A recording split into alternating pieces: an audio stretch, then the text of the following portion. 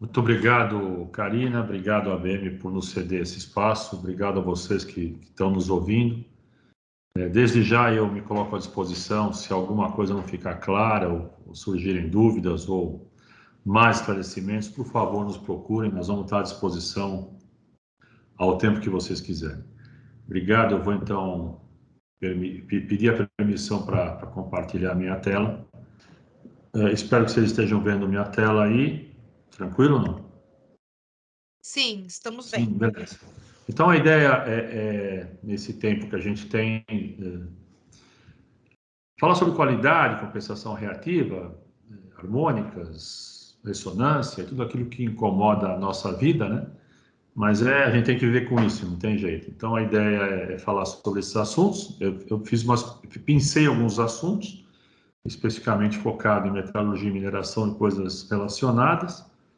Está aí o nosso e-mail, nosso site, então fiquem à disposição para nos procurar, né?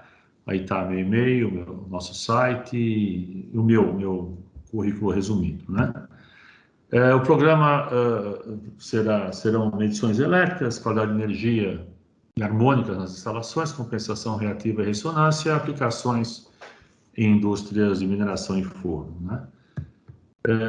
Naturalmente, a gente tem um porquê das coisas, né? E a gente tem algumas indicações aí de quanto custa, né? Quanto custa perder dinheiro com qualidade de energia. Então, eu colecionei algumas informações. Então, lá na União Europeia, 150 bilhões de euros por ano, nos Estados Unidos, de 119 a 188 bilhões por ano, e algumas informações sobre os VTCDs, que são os que causam maiores problemas. Os VTCDs são variações de tensão de curta duração, né? Números de 250 mil dólares, 200 milhões na África do Sul, 10% do turnover das empresas, 15% do lucro, 700 mil dólares na indústria automotiva por evento, né? Semicondutores na Índia, 800, quanto deu aqui? Deu mais ou menos 800 milhões de dólares por ano. Então, são números muito maiores do que a gente imagina, né? Esses dias eu vi um trabalho muito bem feito por uma empresa de alimentos lá do Paraná. O engenheiro lá contabilizou durante um ano inteiro 6 milhões de reais de perdas. Mas ele pegou cada evento que teve de interrupção de afundamento, fez a conta de quanto tempo ficou parada a planta, quanto que ele perdeu de mão de obra, quanto que ele perdeu de insumo, quanto que ele perdeu de reposição, etc. E fez a conta em função do quanto eles vendem o produto. Lá eles fazem, ali acho que suínos, né? Então tem o preço lá da mercadoria dele e fez a conta quanto que eles estão perdendo. Então, são números grandes, né? Se a gente parar para pensar, a gente vai ver que realmente são interessantes nos nossos dias a dias, né? No Brasil, essa conta é muito interessante, né? O professor Policarpo, lá de Itajubá, há uns anos atrás, numa conferência de qualidade de energia, numa das CBQS, ele propôs o seguinte: pô, os americanos gastam lá 120, 150 bilhões de dólares por ano, né? Se a gente fizer uma conta proporcional do consumo de energia do Brasil e deles, nós vamos também ter o nosso número. Então, assumindo um número muito proporcional, muito estimado, né? A gente chega no Brasil, fazendo a relação de consumo de energia com os americanos, né? Nós, mais ou menos 13%, a gente vai ter de 15 a 20 bilhões anuais jogados no lixo, né? E é curioso, a gente chega em números de 30 a 50 reais dólares o megawatt-hora, né? E a gente faz a conta em relação ao próprio custo da energia. A gente acaba vendo que realmente vale a pena entender que perder dinheiro e qualidade é um desperdício, às vezes até maior que a própria eficiência energética, né? Ou equivalente, por exemplo. A parte de medições elétricas, a gente nota que tudo se mede, né? E o curioso é que você mede ou volumes, né? Ou qualidade de alguma coisa, depende do processo que está aferindo, né? E em eletricidade não é diferente. A gente vai medir volume ou qualidade. Quando se mede volume, nós estamos falando em quilowatt-hora, em quilowatt médio, em corrente média, né? Quando se fala em qualidade, nós temos que olhar para a tensão, né? E tem que olhar para a tensão de que jeito, né? Como é que é a tensão? A gente sabe que a tensão é formada por um monte de senoides, de formas de onda, né? Que formam valores eficazes. Agora, isso impacta a nossa qualidade de que jeito, né? A pergunta é, como que um ciclo de 16 milissegundos até um segundo, um minuto, uma hora, tem essas necessidades? Então, o propósito aqui é entender essas diferenças, né? Para que se serve monitorar e medir a qualidade da energia? E essas duas informações que estão vermelhas agora, normalmente é para olhar qualidade, soluções em qualidade e ações corretivas, né?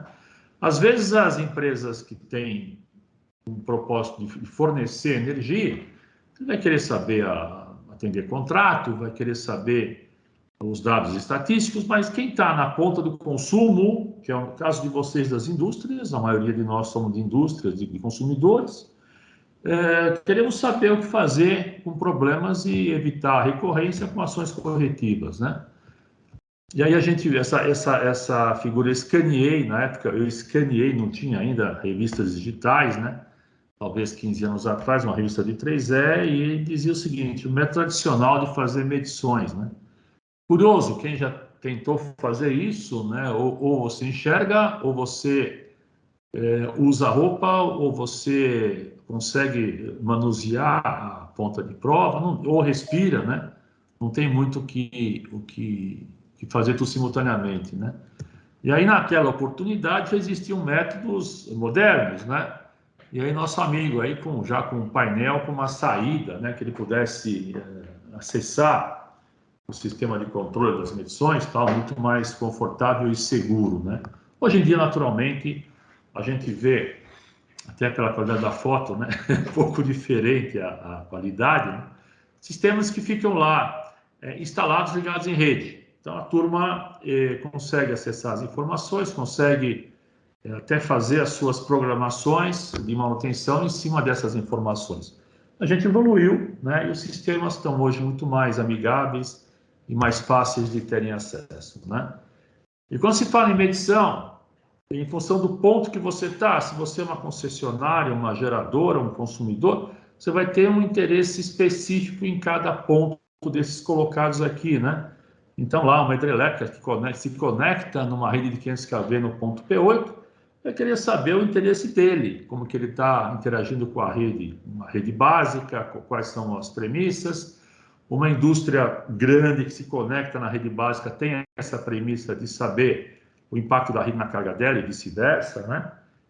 Você tem sistemas, você tem indústrias que estão, além de consumindo, fazendo essa autogeração.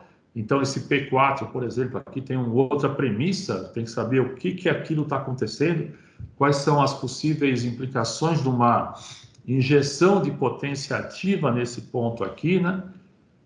As indústrias que consomem energia querem saber o que acontece nos seus barramentos em baixa tensão, porque, ao final das contas, toda essa rede que está colocada tem o objetivo de atender os consumidores. Os consumidores precisam saber o que acontece com seus motores, com seus acionamentos, com os seus fornos, né? Qual que é o impacto dessa rede toda? O que acontece com essa situação toda, toda essa interatividade, né? Então, de uma forma geral, a gente tem que aprender a gerenciar essas variáveis e ter as informações na mão, principalmente para quando algo não vai bem. Quando algo não vai bem, nós vamos ter que olhar o que aconteceu e achar soluções com bastante certeza do que fazer, sem achismos, né? Eu acho isso, eu acho aquilo, mas fazer uma coisa que evite a recorrência e, fundamentalmente, gerenciar aquilo que é variável térmica, relacionada ao consumo de energia, e variável associada à qualidade, que são aquelas que estão olhando para cada ciclo da forma de onda, né? Acho que essa é a diferença do compromisso, né? Contratos, o que vem além da cobrança de energia reativa, como que os equipamentos têm suas sensibilidades, as suas imunidades, né? Como é que as cargas críticas precisam da rede mais alguma coisa para fazer o condicionamento de energia? O que será que é possível pensar em compliance de energia, né? Será que a gente consegue impor essa metodologia? Eu vou ter uma rede de energia de alimentação de uma carga crítica que não pode parar no hospital, por exemplo. Como é que eu vou garantir que isso acontece, né? Então, cada um tem que eleger o seu cardápio de soluções, né? De uma forma geral, a gente tem que monitorar para garantir que a coisa está indo bem, olhar o que está acontecendo, ver se, por exemplo, o sistema de proteção está atuando adequadamente, desligando alguma carga, se houve algum problema, né? E ver a estabilidade e confiabilidade dos processos, né? As definições que estão nas normas, e todas essas normas têm esse mesmo... buscam conceitos muito parecidos, né? Transientes, curta duração, e tem um tempo transiente lá de 8 a 16 ciclos, quer dizer, tempos muito pequenos, né? Curta duração de 20 a 60 ciclos, tempo longo, minutos, né? Regime permanente. E as harmônicas, nós vamos ver um pouquinho para frente, elas estão definidas em regime permanente, né? Então, ela, por enquanto, ela não é... eu tenho uma harmônica no pico, numa corrente de pico do motor. Não, tem uma deformação da forma de onda, mas aquilo não é definido classicamente como uma distorção harmônica, apesar de trazer uma deformação do sinal de corrente, né? E uma definição muito legal é o domínio do tempo e da frequência. Então, o domínio do tempo é aquele que a gente tem variáveis integradas, né? 13 kV, 15 kV, 24, 138, 220, 127 são valores integrados. E essa integração vai desde um ciclo de um segundo, um minuto, 15 minutos, né? São variáveis no domínio da frequência, né? No domínio do tempo, nós temos já a análise da forma de onda. Nós vamos olhar a forma de onda. E como que nós vamos olhar a forma de onda? É uma questão da sensibilidade do instrumento, do equipamento. Então, na frequência, nós temos variáveis integradas, que está em azul aqui, e no tempo nós temos o que está em amarelo aqui. Eu olho o senoide embaixo e olho valores integrados em cima, né? Então, é diferente a conotação. Lá em cima são valores médios, aqui eu tenho valores em forma de onda. Por que isso?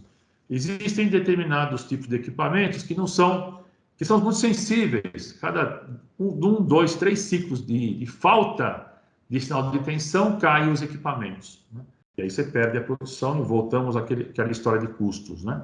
Já se eu estou querendo saber o fator de potência média, não me interessa muito ficar com 2, 3 ciclos a mais ou a menos, porque não vai fazer diferença. Então, nós temos que entender onde se aplica cada tipo de instrumento e qual que é o propósito dos investimentos. Porque o custo do equipamento de valores médios, de valores integrados, realmente é maior do que aquele que está procurando saber a informação do domínio do tempo. Quem mede o domínio do tempo é como se fosse um osciloscópio, né? A nossa boa e velha, na minha época, a gente só enxergava a senoide quando possível no osciloscópio, né? Hoje a gente consegue ter uma informação muito legal dessas formas de ondas todas, né? Aí está uma aplicação num ponto P4 e ponto P6. Lá no ponto P4 estou olhando, né, a valor médio, tensão média, e eu estou dando um zoom aqui nesse afundamento e entendendo o que acontece aqui no domínio do tempo, né? Então, as questões de medições, instrumentações são importantes, TP, TC, primeiro tem que existir, e depois tem que estar calibrado, aferido e serem confiáveis para a gente poder ter informações em pontos de conexão, né? Estou lá em 138, 69, né? Então, eu tenho que ter essa instrumentação para poder fazer uma leitura bastante confiável, né? Ao contrário, a gente pode colocar um instrumento no secundário transformador de baixa tensão, fazendo com que a gente consiga ler, né, informações diretamente na barra de baixa tensão. Os instrumentos, no máximo, suportam 1 kV, então tem que haver essa preocupação com a instrumentação, nem sempre tomada nos projetos, né? Uma coisa avermelhada aqui, é legal a taxa de amostragem, né? Quanto maior for a taxa de amostragem para montar as formas de onda, nós teremos maior precisão das informações, assim como os valores de integração. Se a gente pegar e fazer a taxa de amostragem com 512, 1024 amostras por ciclo, porém, integrar isso com 1 minuto, a gente perde a informação, não tem como resolver um problema que aconteceu em 3, 4 ciclos. Memória de instrumento, trigger, né? E a questão toda está em... Ou você tem o trigger, que é um artifício que dispara o medidor durante um período, ou você tem a informação toda. Isso é questão de processamento e memória. A questão é de definir o instrumento em função do que você precisa, né? A interface, a forma como a gente acessa a informação, os relatórios, causas e efeitos, né? E fundamentalmente uma medição tem que trazer as soluções, né? Esses caras aqui que trabalhavam com sinais, né? Transmissão de sinais, a gente aqui na teoria da qualidade acaba roubando um pouco a teoria dos caras, né? Então, o teorema de Nike e de Shannon são dois caras que estudaram, né? Shannon, estudaram a formação, a transformação analógica digital. Então, o que a gente fala, amostras por ciclo, é o seguinte, né? Quanto maior for o número de pontos para fazer essa amostragem, mais precisa vai ser essa medição. Então, se tiver um transiente entre esses dois pontos, de forma que o tempo que difere, eu estou com um ciclo aqui, eu estou com meio ciclo aqui, um quarto de ciclo, eu tenho valores da ordem de microsegundos aqui, né? Então, quanto maior for a resolução, melhor eu enxergo os transientes, e eu vou naturalmente entender que os transientes possam ou não estar afetando a qualidade de energia do barramento, dos barramentos, e achar soluções que possam estar causando aquilo, evitando essas ocorrências, né? A diferença de média e rápida é evidente, né? Quanto mais a gente enxergar a forma de onda e quanto mais os valores médios estiverem próximos de um ciclo ou de meio ciclo, tão melhor vão ser nossos resultados, né? Então, algumas normas de qualidade, e tem mais 2 ou 3 telas dessa, a gente pode colecionar. Essa norma 519 não está avermelhada, mas ela é super importante para as harmônicas. Ela foi atualizada na série 3000, né? Então, são duas, uma é a atualização da outra, mas são normas muito interessantes para quem quer estudar harmônicas. E a 61430 fala de medidores de qualidade, classe A, classe S, para que serve, para que não serve, né? E cada uma tem a sua serventia. No Brasil, nós temos o módulo 8 do Prodist, muito interessante, bem atualizado, ela vai o tempo todo sendo atualizada e leva para a gente algumas informações que a gente acaba colocando, não é? Sobre a parte de instrumentos, quando vai comprar um instrumento, é tanta informação, tanta dúvida, né? Então, aí está uma listinha para quem for comprar instrumento, fazer as suas perguntas. Eu quero medir o quê, né? Então, são informações bacanas, do tipo taxa de amostragem, forma de onda, integração, qual que é o valor, tal. Processamento e armazenamento, memória, sincronização, qual que é a interface, né, de HM do cara, se é amigável, se não é, o software, tal, comunicação. Tudo isso são informações válidas para quando você vai comprar e especificar, né? A gente tem aqui uma gama de 20 dólares a 70 mil dólares. Né? Então, a gente escolhe o que quiser. Esse de 20 dólares, aqui na nossa boa e velha Santa Ifigênia, ainda tem para vender isso. Você consegue medir, talvez, o chuveiro da sogra, né? Se não tiver um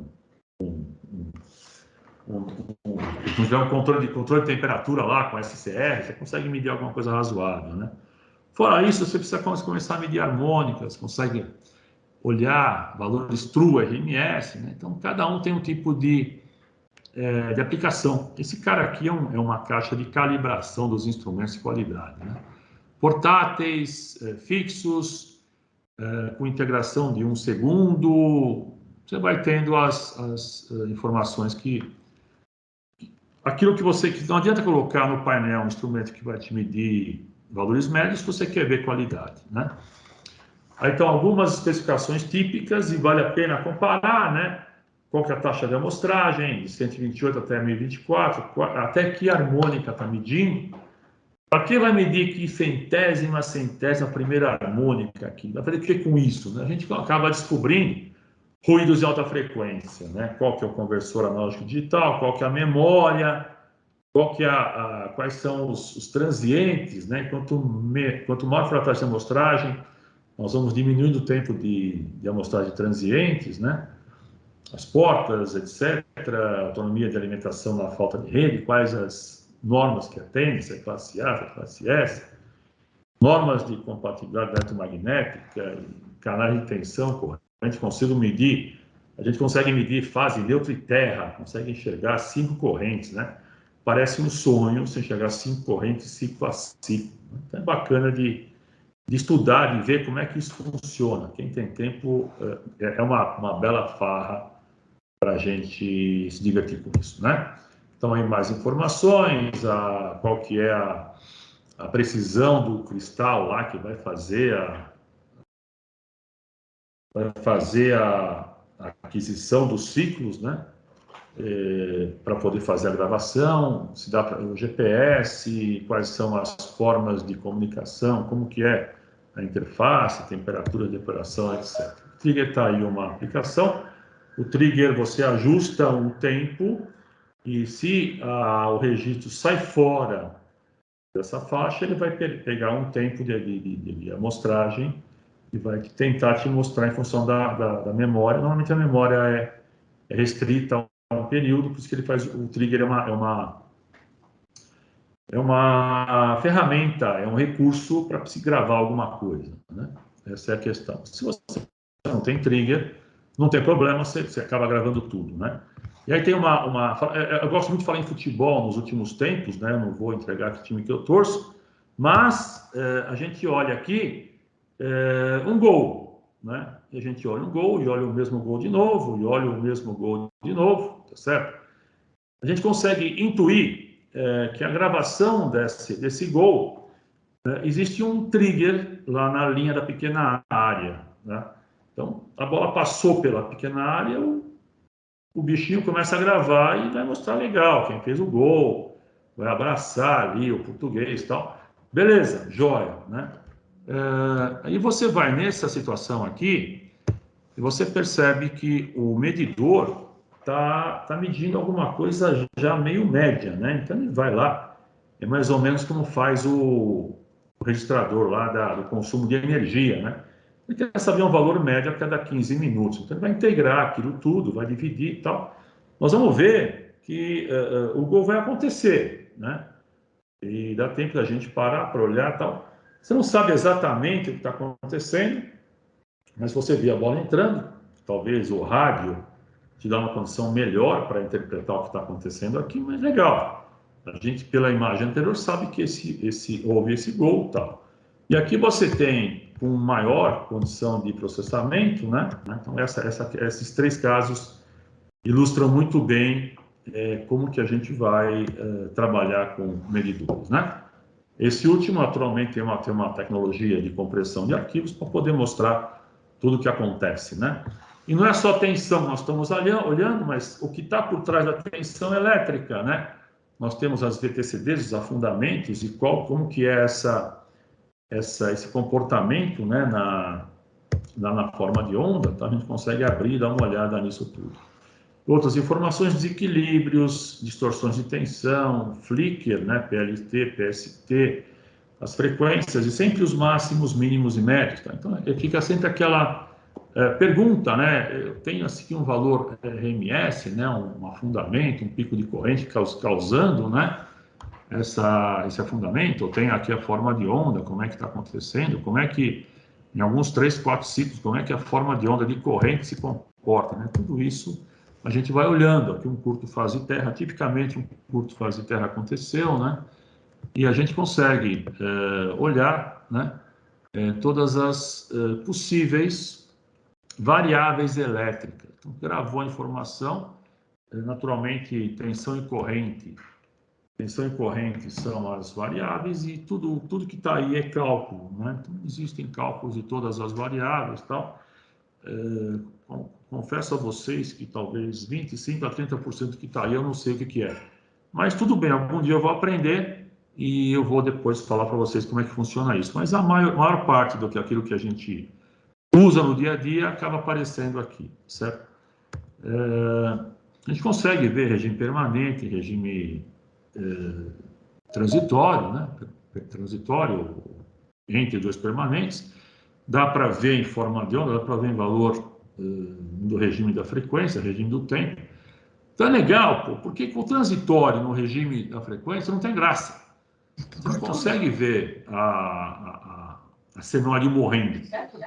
Aqui você vê que a senoide morreu. Né? Você vê que quanto tempo demora, 2, 3 ciclos, a senoide já morreu. Então você vê o transitório, como é que funciona, e isso vai dar uma pista para você para saber de onde veio isso, se é da carga, se é da fonte que aconteceu, e naturalmente evitar essa recorrência e começar a enxergar as perdas que todo mundo tem nos nossos processos, né? O módulo 8 do PRODIST, para quem não viu isso ainda, é muito legal porque ele tem o tal do fator de impacto. O fator de impacto traz algumas informações do tipo quanto cada evento aconteceu, como é que você tipificou cada evento em relação a tempo que ele aconteceu e a qual foi o afundamento que aconteceu. Cada evento desse ele é classificado em A, B, C, em regiões, estão lá no módulo 8, e ao final do mês a gente pega isso e vai na concessionária e fala, ó, nós estamos com um fator de impacto muito bom ou muito ruim, ou o que a gente pode fazer para melhorar. Então essas são as modelagens que se pode fazer para atender módulo 8, né? A gente consegue olhar aqui um borrão. O que é esse borrão aqui? Esse borrão é uma forma de onda compactada. Então, se a gente abrir esse borrão, nós vamos chegar nessa situação aqui e enxergar aqui um transiente que aconteceu alguns microsegundos. Se eu não tivesse essa precisão, não teria como enxergar isso, né? Eu posso olhar também isso a cada meio ciclo. Então, estou integrando aqui a meio ciclo. Aqui já consigo estar integrando a cada 1 segundo, segundo e meio, 2 segundos, 3 segundos, sei lá, 1 minuto, né? E aqui a gente tem um afundamento a cada meio ciclo. Então, a gente abre isso aqui e chega nessa forma de onda. O legal de ver isso aqui é o comportamento das harmônicas, né? A gente olha em instrumentos de medição, as harmônicas desse jeitinho aqui no histograma, né? E aqui a gente consegue abrir e olhar quais são as harmônicas e qual que é o comportamento temporal delas, né?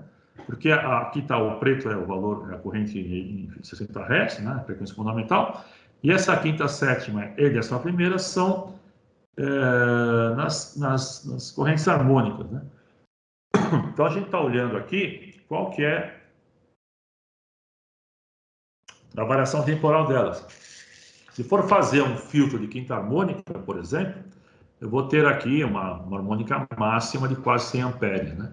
Então dá para a gente avaliar isso com a questão temporal, que é super importante, né? E aqui a gente consegue identificar qual que é a frequência de ressonância, né? É muito legal esse gráfico aqui, porque legal para quem está estudando isso, não para quem está sofrendo com isso. Então você tinha aqui uma distorção de tensão você não, o cliente tinha uma distorção de 16%, e no instante que a gente desligou os capacitores, nós notamos uma redução da distorção, ainda bem. Então há uma indicação de ressonância. A gente olhou lá, quinta harmônica, sétima harmônica, 11ª, 13ª, e nota-se o seguinte, a quinta harmônica não deu bola, ligou, desligou, tanto faz. Já a sétima harmônica vinha com 100 amperes e caiu para 20, 30 amperes, aqui 40 amperes. A 11ª harmônica, ela vinha com 300 amperes e caiu para quase nada. A 13ª também. Então, claramente, existe aqui uma ressonância harmônica, né, da ordem de 11ª, 13ª, por aí, que fez com que as correntes devidas à ressonância harmônica fossem reduzidas. Nós tínhamos 300 amperes circulando, sem precisar. Então, a ressonância harmônica traz uma circulação de corrente exagerada, uma perda elétrica surpreendente. É um caso bastante enigmático, que foi bastando desligar o capacitor, você derruba a ressonância, né? A gente consegue olhar também nas medições desses cortes de forma de onda, né, que são os DOTs, em função da potência de curto-circuito e da própria Potência do motor da carga, né? Quanto menor for a relação dos dois, melhor a gente vai ter esse corte de forma de onda. E se esse corte de forma de onda chega próximo do zero, o semicondutor acaba desligando e ninguém sabe o que aconteceu, porque a carga caiu, a carga desligou e não tem uma informação na medição para nos ajudar a resolver o problema. Dá para olhar também variações fatoriais, olhar curvas de imunidade, no caso a ITIC, as outras curvas CBEM, outras curvas que existem por aí. Dá para olhar os transitórios, os transientes, os ruídos de alta frequência aqui. Dá para olhar dispersão de parâmetros, quer dizer, como que a tensão, ou como que a potência funciona com a dispersão de tensão.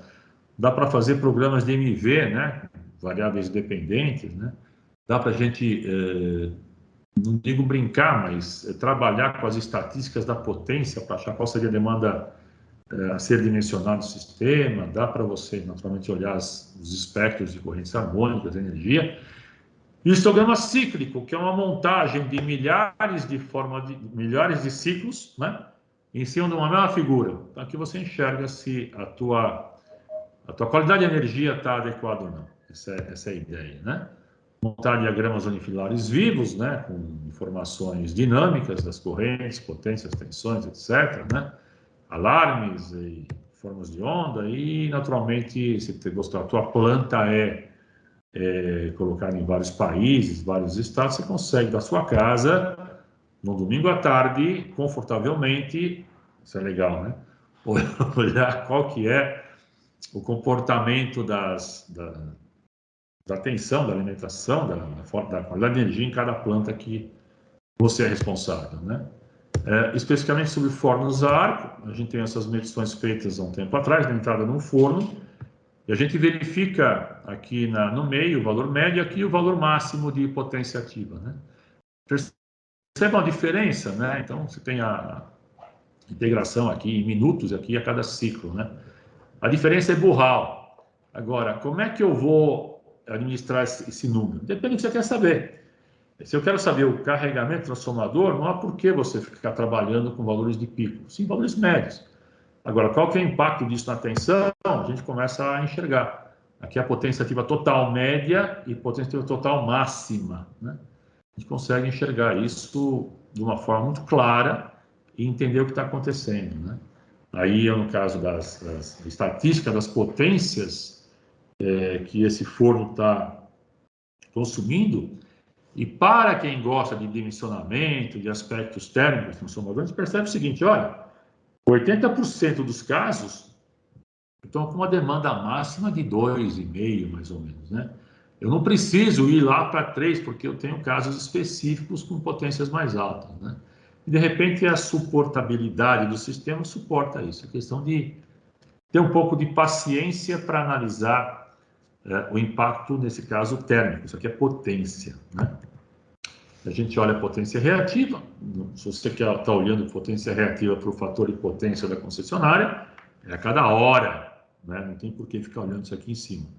Mas se você olha a potência reativa como um estorvo para flicker e para fundamentos por conta de pico de reativo, nós temos que olhar isso aqui, né? Então, a questão está em entender a variável, se ela é média ou máxima, tá? Aí, de novo, a tensão, né? Corrente, a gente olha a corrente, olhamos a potência ativa e reativa, a corrente é muito parecida, né? Mesmo conceito, corrente média 200 amperes, corrente de pico 400 amperes. Para que eu quero olhar isso, desequilíbrio de tensão, né? A sequência negativa com a sequência positiva. Aqui a gente pode olhar a forma de onda em cima do pico, né? Dos picos de corrente, das variáveis do forno, né? E aqui a gente pode olhar as harmônicas temporais a cada instante de operação do forno, né? Então, nós temos aqui as correntes harmônicas, né?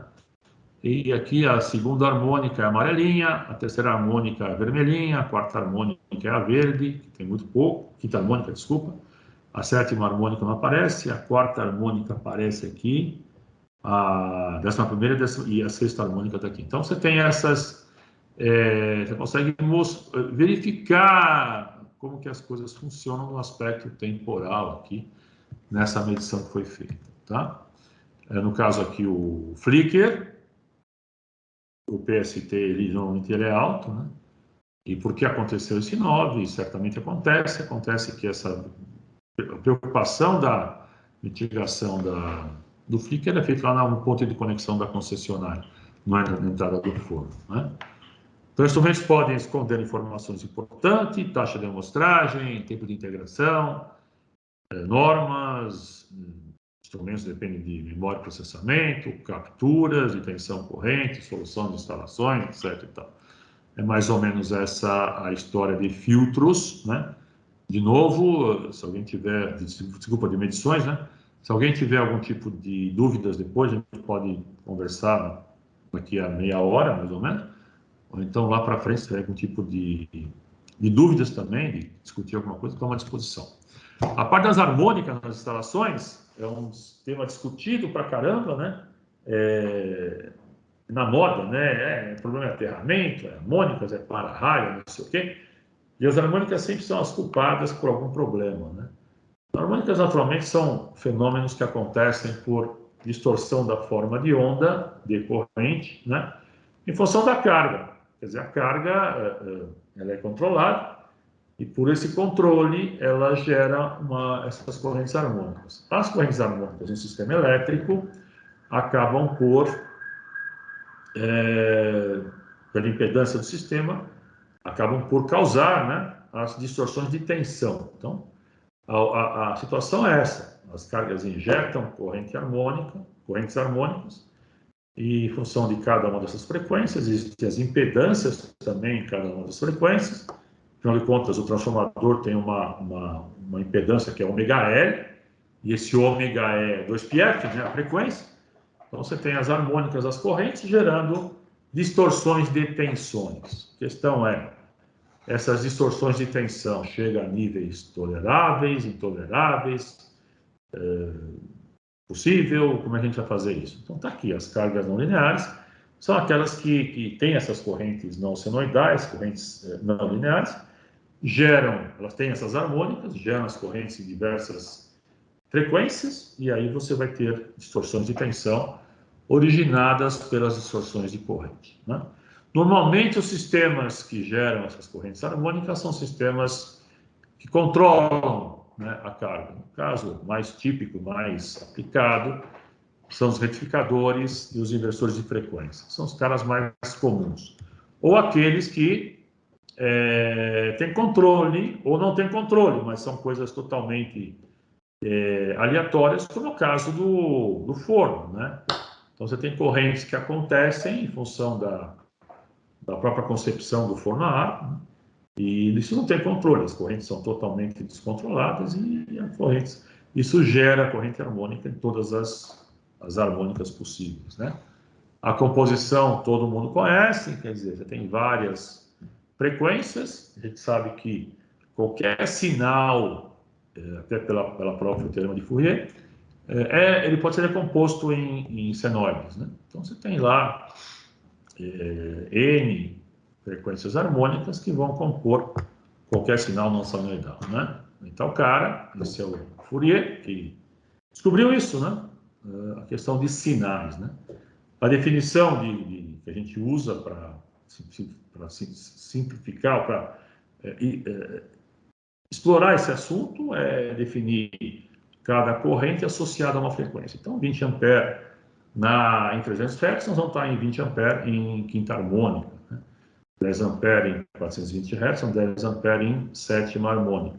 Então, cada frequência harmônica é como se fosse um mundo separado. Eu vou ter lá uma corrente em 60 Hz, uma corrente em 300 Hz, outra em 420 e vai por aí afora, com várias correntes passando por um sistema elétrico com várias frequências de operação. Isso é muito, muito complicado na primeira forma que você enxerga isso. Depois acaba entendendo que aquilo acontece, né? É muito legal fazer medições, olhar, entender, para ver como é que é essa modelagem, né? E a razão para a carga não linear são as razões que a gente conhece, é controle de processo e eficiência energética. Então, não vale a pena falar eu só vou usar aqui lâmpada incandescente que não gera harmônica. Não adianta. Vale a pena você ter uma potência 10 vezes menor, usando o controle, né, e cuidando para que essas harmônicas não causem maiores problemas. Isso é possível, né? Assim como nas indústrias, quando você tinha lá bombeamento, ainda tem, né, com válvulas mecânicas, tá? O inversor de frequência vem e trabalha com uma economia de energia fantástica, porém, injetando um pouco de harmônica na rede que pode ser controlada, né? Causas e efeitos, a causa mais comum que se verifica nas harmônicas é a ressonância com banco de capacitores. Tem perdas elétricas, tem desligamento, tem uma série de outras situações, sobretensões e tal, mas a que a gente nota na indústria, o grande campeão de problemas causados por harmônicas é a ressonância harmônica. Já falamos agora lá atrás como é que funciona essa definição de harmônicas, né? Cada corrente harmônica com a sua frequência, né? Então não há grandes diferenças, né? Já vimos isso também. No mundo real, já falei também, as correntes harmônicas variam com a carga, não são fixas, né? E tudo aquilo que não é um ciclo, uma senoide perfeita em 60 Hz, é chamado de distorção de sinal. À esquerda nós temos uma senoide distorcida, a gente tira fora as harmônicas, são só correntes não 60 Hz, e a gente faz essa composição aqui, né? Fundamental mais harmônicas é a corrente total. Isso é clássico, né? As cargas, todas as situações são assim. Quanto maior for o conteúdo harmônico aqui, maior vai ser a distorção total de corrente, nesse caso, né? Tensão é a mesma coisa. Eu estou com as harmônicas de tensão, com as harmônicas fundamental, e nós vemos aqui uma deformação do sinal, né? Então, se olha para a cara do sinal, você vê que ele está deformado, ele tem harmônica. Quanto que é essa? Não sei, vamos olhar aqui. O instrumento vai ter que pegar isso aqui e debulhar, né? Abrir e ver lá, quinta harmônica tanto, sétima tanto, e assim por diante. Beleza? Muito bom. Aí tem as definições de sinal de corrente eficaz. Ainda bem que a corrente eficaz é a média quadrática, né? A gente não vai somar direto. Nós vamos somar os quadrados das correntes para chegar no valor eficaz. Na tensão, a mesma coisa, né? Então, nesse caso aqui, uma corrente de 80 amperes em 60 Hz, é fundamental, mais 29 na terceira e 17 na quinta, nós vamos ter uma corrente eficaz de 87. Então, um pouquinho menos que 10% de aumento. Então, você pega lá o alicate e amperímetro de Santa Ifigênia, você mede 81 amperes.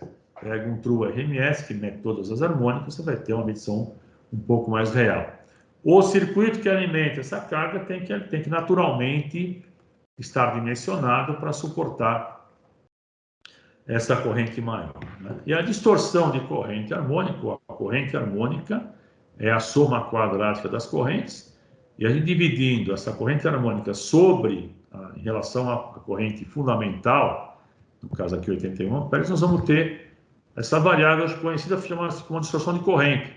A distorção de corrente é, na verdade, a soma das harmônicas, a soma quadrática das harmônicas sobre a fundamental, né? Essa é a definição da distorção de corrente. E tensão igual, vou ter a somatória das tensões harmônicas sobre a tensão fundamental, né? Aí temos os espectros. Os espectros, tomem cuidado, porque eles podem ser médios, máximos, mínimos, tal. Tem que entender o que está acontecendo. Já falamos das harmônicas temporais que estão aqui. As harmônicas têm as suas sequências positivas e negativas. Os 60 Hz, nossa tensão em 60 Hz gira no sentido anti-horário. Nós temos aqui a sequência positiva, a nossa fundamental, negativa, a segunda harmônica, gira ao contrário, né, no sentido horário. Sequência zero é aquela que passa pelo sistema de aterramento, né? A quarta harmônica, a sequência positiva, a quinta harmônica negativa, tal. Então quer dizer que se eu tiver uma sétima harmônica aqui, girando junto com a fundamental, eu vou ter uma ajuda para o motor lá ligar no armamento? Não. Eu vou ter aí uma perda elétrica. Tudo aquilo que nós temos de sinal na tensão, sinal harmônico na tensão, que não seja fundamental, nós estamos alimentando perdas elétricas. Tá legal? Limites das distorções de tensão, as normas trazem limites, e esses limites, pessoal, são sempre definidos no tal do PCC, ponto de acoplamento comum, de acordo com a terminologia internacional. No Brasil, a gente usa duas terminologias, o PAC, é o ponto de acoplamento comum, ou o ponto de conexão, que é a terminologia mais adequada. Então, os limites das normas estão sempre associadas aos pontos de conexão, ponto de conexão, né? Então, aí está a a americana, que é 19, ou a série 3002.8, fala de limites no ponto de conexão e traz para a gente essas informações aqui, né? O módulo 8 traz umas informações um pouco mais generosas que as informações da I3E, que é 19. A gente tem uma tolerância um pouco maior do que eles. Nós temos aqui numa barra de 13 kV, por exemplo, 8% de absorção total com um modal de 95%. Na americana, lá na 509, a gente vê 5%. Então, a nossa norma do Brasil nos permite, nos barramentos de conexão, ter 10%. Nos que eu digo, ao consumidor e à concessionária. Cada um vai ter que ter a sua responsabilidade, seu compromisso, né? Então, aqui no caso, o ponto de conexão seria essa entrada do BEI aqui, certo? Como aqui nessa chave seccionadora, né? Ou numa baixa tensão no ponto de conexão aqui. Então, é possível medir aqui? Claro que não é possível.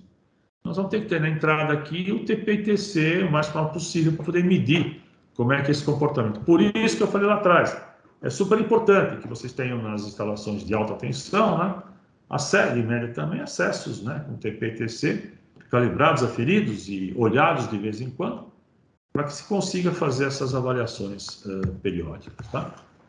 Para quem gosta de simuladores, existem diversos simuladores hoje, são super legais, desde que bem alimentados, né? Nós temos que entender que isso são simulações, não dá para colocar aventureiros pilotando o software, certo? Cuidado com isso. Então, nós temos aqui um tráfego de 2.500 kV no barramento secundário com 7,5, 7,8, quase 8% de distorção de tensão. Ao contrário, no primário, 1,67. Por quê? Por conta da impedância do transformador, que vai aumentar a distorção de tensão aqui embaixo. Nós temos que entender o que a gente quer, o que a gente tem, quais as contas tem que fazer, e vai simulando situações, né? Muito legal isso, para poder tira o filtro, bota a carga, aumenta a carga, tira a carga, né? Então, esses simuladores são muito bons para a gente testar soluções, né?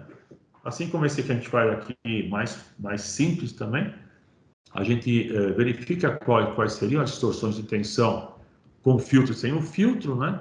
Injeta a potência reativa, coloca qual que é o reator antirressonante e tal, e verifica essa coisa não é tanto selvagem, né? Só que está muito selvagem, então tem que fazer alguma coisa para segurar essa harmônica. Nesse caso específico, a gente sai de 3% para 1,7%. Fosse colocar capacitores diretos sem reatores, a gente iria para valores não adequados de distorção de tensão, né? A gente olha muito para isso, né? Como que as correntes harmônicas se comportam e como que são as distorções de tensão geradas por essas correntes harmônicas, né? Correlações de potência ativa e distorção é muito legal, porque o cara vai aumentar a potência aqui e vai naturalmente extrapolar os limites que a gente pode aceitar. Então, chama atenção de todo mundo, né? Síntese, as harmônicas, medições incorretas, correntes não esperadas, nêutrons sobrecarregados, perdas elétricas, efeito skin, que é aquele efeito da corrente por fora do cabo, né? Trafos esquentando, cargas não compatíveis com fontes e ressonância em capacitores são as principais causas. Perdas, né?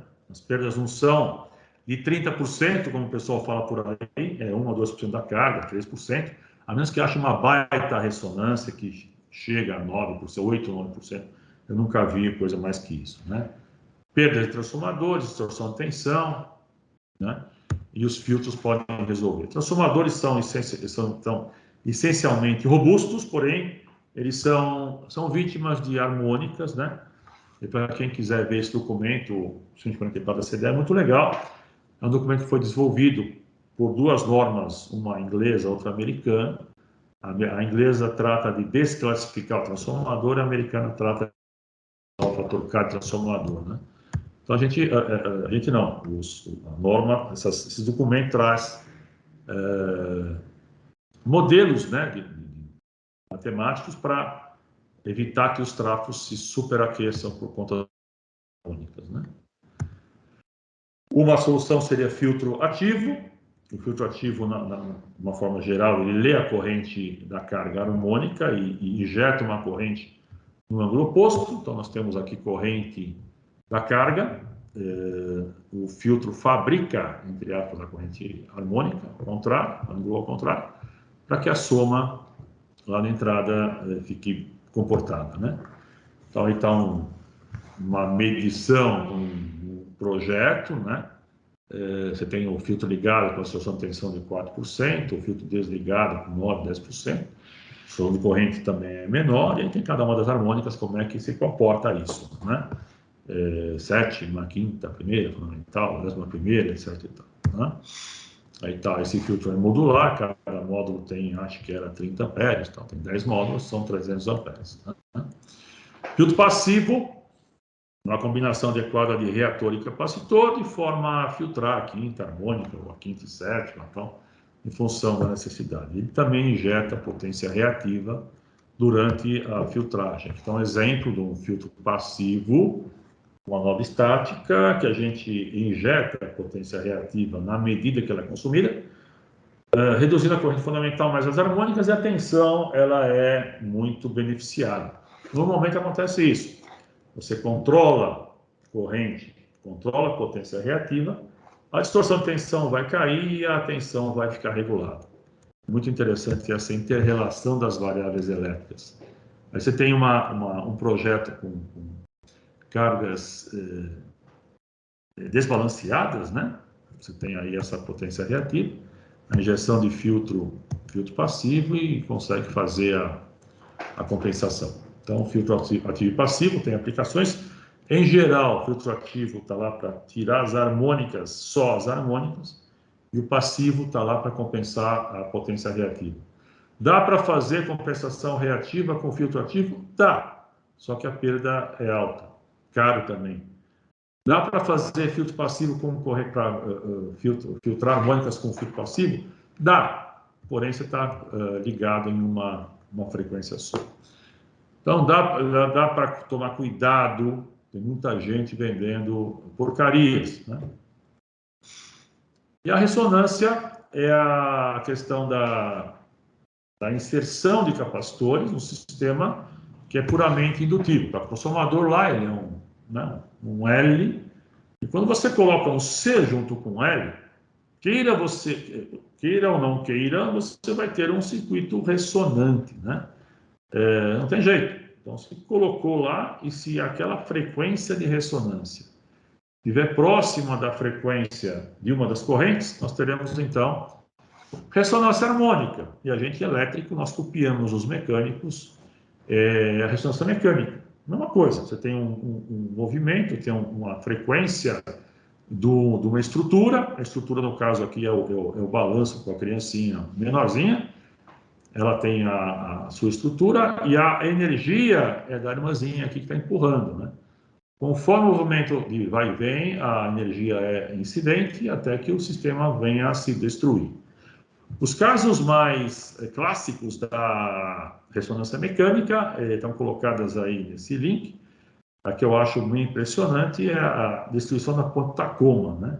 A ponte tinha uma frequência de ressonância, estrutura igual ao L e o C, e o sinal externo, seria uma corrente harmônica, é o vento que estava passando lá. E destruiu. Nesse link que está aí colocado, vocês podem depois assistir a história da ponte de Tacoma e o cachorrinho que morreu em cima dela. Então, a ideia aqui é entender como é que um sistema funciona sem compensação reativa, como que ele funciona com a compensação reativa e o que a gente vai depender disso, entender a diferença dos modelos, né? Eu estou sem capacitor, tem uma distorção de tensão no barramento, Aqui eu passo a ter um capacitor e existe uma modelagem totalmente diferente aqui da impedância, não só do L, mas aqui o L mais C, com uma energia que vem de fora, né? Nós podemos ainda separar isso em ressonância paralela, que é mais comum, ou a série, quando a gente tem aqui um capacitor que entra em ressonância com uma outra fonte, aqui, outro barramento. Nós pegamos isso uma vez no Porto, foi uma situação bastante interessante. Então, aqui você tem um capacitor que entra aqui, e você vai ter aqui uma impedância, para quem se lembra ainda, o produto sobre a soma, né? O produto das duas impedâncias. XL e XC, o produto sobre a soma. O que acontece aqui embaixo, ó, se o XL for igual a XC em módulo, a gente sabe que o XC é negativo, né? Eu vou ter o número zero, próximo de zero aqui. Então, essa impedância vai subir barbaramente aqui, né? Se essa impedância sobe, eu vou ter uma corrente sendo injetada pela carga, corrente harmônica pela carga, eu vou ter aqui, então, uma situação de ressonância harmônica, né? E aí você vai ter correntes não esperadas, tanto na rede quanto no capacitor. É banco automático, então você vai trocando o capacitor e você vai tendo diversas formas de achar a ressonância, né? Então está aí o que temos nas instalações: transformador, capacitor, impedância, cargas, etc. Tá. Essa é a expressão que dá para a gente a frequência de ressonância em cada barramento, né? Raiz quadrada da potência de curto sobre a potência do capacitor. Banco automático, 20, 40, 60, 80, 100.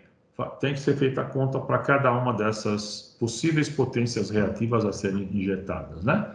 E aí está a impedância do transformador, a impedância do capacitor, e aqui a gente vê a impedância paralela, né? Quando a impedância vai lá em cima, nós temos aqui a ressonância harmônica, tá legal? Tá aí a ressonância harmônica, a explosão, né, dos capacitores e tal. Já vimos esse exemplo aqui, o que acontece aqui.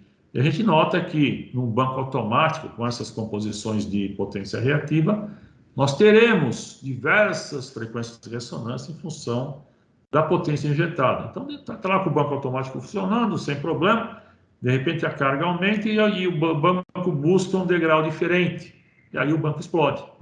Naturalmente, você buscou a frequência de ressonância aqui, tá? Naturalmente, as tensões vão ser sobrepostas, tá? Então, aqui está a solução para isso, são reatores antirressonantes, né? Que mudam essa frequência e trazem a impedância do sistema para valores que não eram praticados antes, né? Ressonância, sistema sintonizado ou sistema antirressonante, em função de estudos que fazem em cima de cada projeto. Temos aqui a distorção de tensão em ressonância 19% no total, aqui uma ressonância na sétima harmônica 17%, né? Distorção de tensão já sintonizada e antirressonante, né? Simulações e vai estudando qual solução acontecer, né? Existem soluções já padronizadas no mercado, 7%, quer dizer, nós vamos ter um reator junto com capacitores com chama-se de P7%, quer dizer, a impedância do reator vai ser 7% do capacitor, 14% para pegar a terceira harmônica, que é a quinta harmônica para frente. E para quem gosta de fórmulas e números, aí estão a modelagem, né? Então, estão aqui os reatores típicos de mercado, de 5% a 14%, e tem a frequência que a coisa vai acontecer, a ressonância aqui, e qual que é a harmônica que nós estamos buscando. Isso depende do estudo que se faz, qual seria a distorção de tensão nos barramentos que deseja-se, né? Escolhe-se em função de cada situação. Tipologias ou topologias dos filtros, existem diversas, né? E as tensões podem ir até quase 1 kV na baixa tensão, tá? Na média e alta tensão, naturalmente os capacitores são dimensionados para isso. Uma solução sintonizada, aqui está o L e o C, né? Nós temos reatores capacitores, nesse caso aqui, sintonizados, muito próximo da quinta harmônica, porque era a necessidade lá do ponto de conexão, né? Lá no Porto de Santos, tá? Que está indutor 5%, não tem nada a ver com a quinta harmônica aqui, é uma coincidência de números apenas. A impedância do reator é 5% da impedância do capacitor, um grupo de 600 kVr com uma nova estática, tá? O que fazer com níveis altos de distorção de tensão? Desconecte capacitores, faça as medições. Harmônicas pares indicam problemas nos conversores, né? Quinta harmônica, 7%, assim, e assim vai, né? Alguns projetos. Quero chamar a atenção de uma carga desequilibrada em indústria automobilística. Aí temos aqui o sistema de solda a ponto, que é muito parecido com o sistema de forno a arco, tá? Compensação espelhada, ciclo a ciclo, né? E aí você vê aqui a tensão fica muito regulada quando a potência reativa é compensada. E a gente olha aqui o controlador, injetando a potência reativa de forma desequilibrada, fase a fase, em função da demanda reativa de cada uma das fases, né? A gente olha os bancos entrando e saindo com manobra estática, tá? Aqui é um sistema feito numa mineradora. Nesse caso aqui a gente colocou um transformador na entrada do banco em média tensão, né? A tensão ficou muito melhorada, o reativo ficou para baixo de zero, o fator de potência foi para quase 1 aqui, tá certo? Aí está num container ao banco de 3.000 kVAR aqui, tá certo? Aí estão os detalhes da história. E o sistema híbrido de correntes harmônicas, filtro ativo para harmônicas e reativo para fundamental, é esse que está aqui. E algumas medições com teste em laboratório, só o filtro ativo, só o banco de capacitores, solução híbrida. Você consegue entender aqui como que é o resultado final em função dos investimentos que faz aqui, né? Média tensão, compensação estática e média tensão, com SCRs ligados, nesse caso, em 13.8 kV. Você tem aqui o forno a ar, né, o forno a ar. Tem aqui os sistemas de controle, em função da demanda do forno, né, em função da demanda do forno, a potência reativa é injetada da forma como a gente viu lá atrás, em função de ciclo a ciclo, ela vai ser injetada e vai ajeitando a potência reativa sendo injetada no sistema, né? Essa solução é feita em container, não tem espaço fora, então aqui basicamente são os filtros, né, de LC, os armários com os SCRs para disparar os sistemas. Aqui você tem uma parte de controle com acesso, naturalmente, acesso separado, né? Aí a ocupação do container. E aqui tem a parte em painéis, colocam-se os reatores, capacitores e tal. E o controle também feito em painéis em baixa tensão, né? Partida de motores, você tem essa situação trifásica. No forno a arco você tem naturalmente situações fase e fase. Então a diferença é o controle em função de fases, né? Dá para fazer isso também. Injeção inteligente de manobra, extração de tensão, compressão de fundamento, redução de flicker, fio de harmônicas e controle com classe A. Aqui é um caso de nós temos média tensão de bombas, né? Lá na Austrália, onde você tinha aqui os motores partindo e a tensão do barramento não chegava, então eles não conseguiam partir, né? Então você tem essa situação sem compensação e aqui com compensação, né? O que vai acontecer aqui? Com a compensação, a tensão chega em 2,8%. No primeiro ciclo é feita a compensação reativa.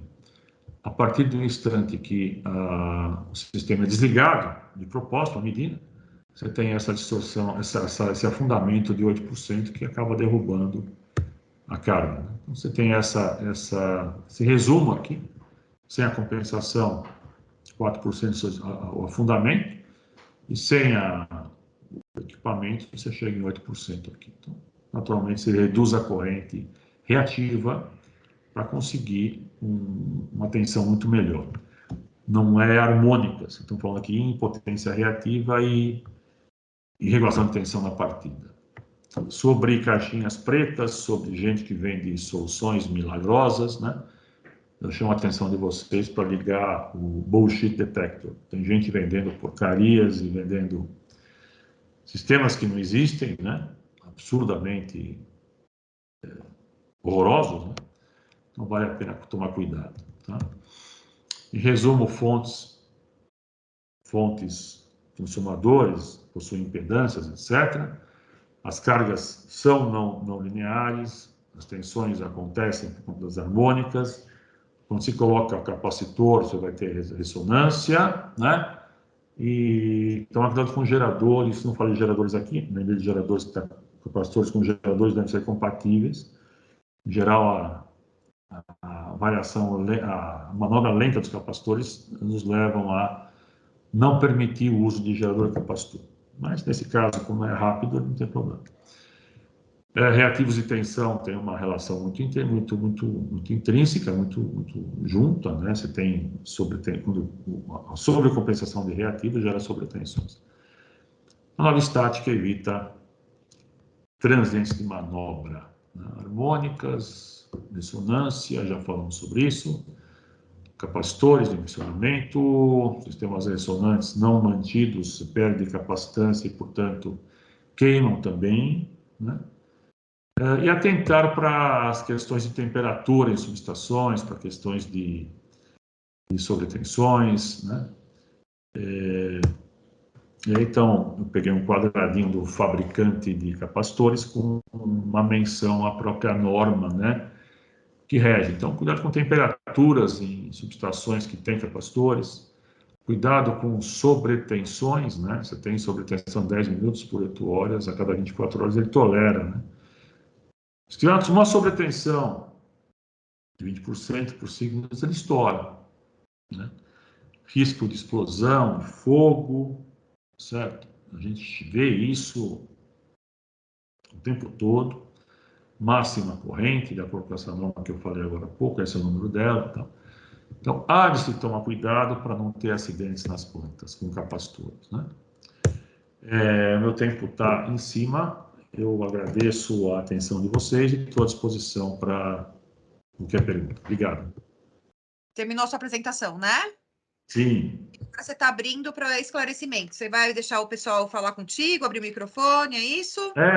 Acho que a gente pode bater um papo agora. Nós temos ainda 20 minutos, né? Então, tranquilo. Fica à vontade, então. Quem quiser falar com o palestrante, pode abrir o microfone e conversar com ele.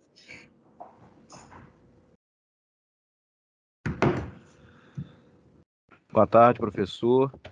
Excelente apresentação, viu? Foi muito boa. Meu nome é Eliezer, eu sou aqui da Uzi Minas. Você falou aí muito a respeito, né, da questão da ressonância, né? Às vezes a gente busca a solução de colocar filtros, né, indutores, capacitores, né? E é um ponto muito importante da gente observar, né? A gente tem muitos fornos a arco, né, na siderurgia. E é um ponto também que o próprio funcionamento do arco, né, gera essas cargas não lineares e a gente, de vez em quando, se depara aí com algumas queimas a gente tem alguns filtros RCs, né, RLCs, né, a gente acaba deparando com a queima de algum desses componentes, né. Em algum momento, né, se falou muito associado à questão da carga, né, da mudança de carga, né. Então, isso é um ponto muito importante que, às vezes, a gente se depara com uma queima e quando... né, e não faz essa análise aí da questão da ressonância, né? Legal. A medição vai te dar essa resposta, né? Se você medir, você vai entender isso. É legal de evitar recorrência, né? Achar a solução e não permitir que aconteça depois. Né? É uma coisa que às vezes não acontece constantemente, né? Algumas situações, algum tipo de aço que está sendo feito. Então, às vezes, a gente não associa, né, com essa questão da mudança. E é um ponto interessante da gente observar, né? Qual seria a potência que está sendo utilizada no momento, para a gente avaliar essa questão da ressonância. Acho que valeu a pena aí, acho que valeu, deu uma luz aí para a gente, para algumas análises aí, muito interessante. Obrigado, Eliezer. Muito obrigado. Muito obrigado.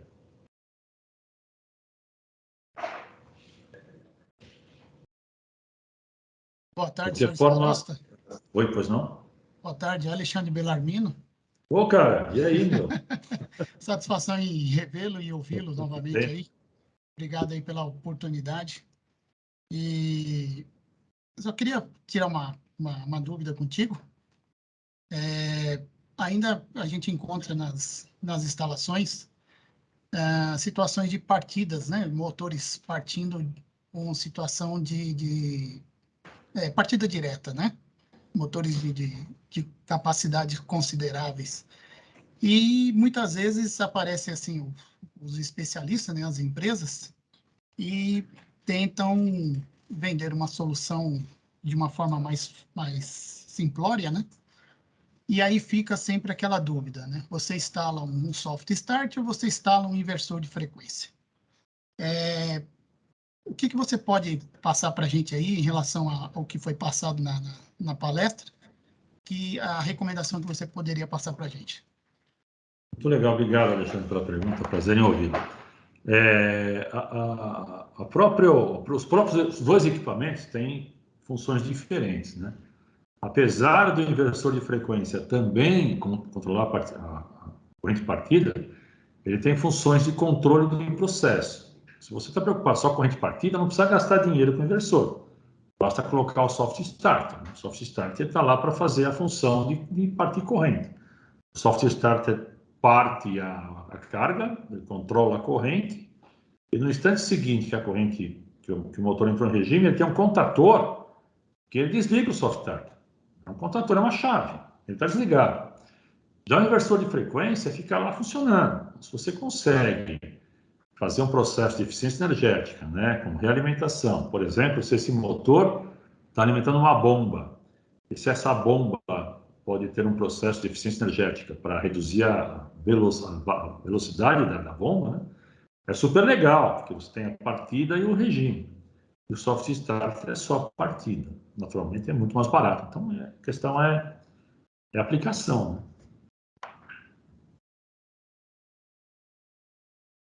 Perfeito, muito obrigado.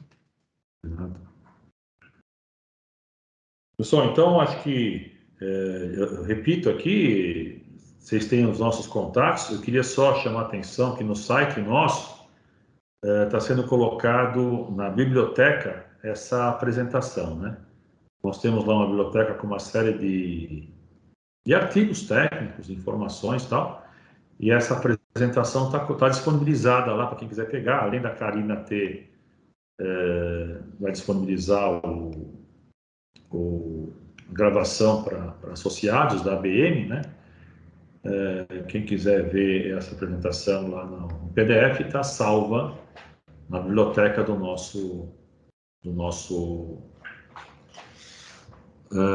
perguntar qual que é o site, eu vou colocar aqui.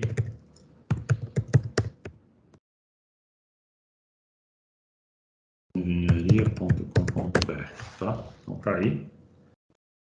Pessoal, então eu estou à disposição, agradeço demais a atenção de vocês, viu? Karina, de novo, muito obrigado pela oportunidade. Espero que vocês tenham saído daqui um pouco mais confusos que chegaram, porque é muito bom quando a gente vê problemas e que se possa aplicar. Obrigado. Tá ok, obrigada. Em nome da BM, te agradeço, viu? Muito obrigada. Depois eu te mando aí o resultado, tá bom? Muito obrigado. Obrigada, Valeu. até a próxima. Tchau, tchau a todos. Valeu.